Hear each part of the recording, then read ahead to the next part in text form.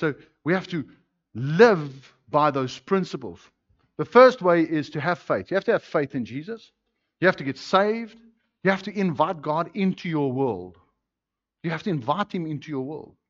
So, Lord, this is where I am. This is what's happening. And allow the Lord to speak to you. You have to participate in the kingdom of God. And last week we spoke about the church being the gate of heaven. When we come together, we actually become the gate of heaven so that other people know where to go to experience heaven, to experience something of God's presence, because we come together. You have to participate with our resources, with our lives. And we have to live a life of principle, of these principles that we mark fast in our lives.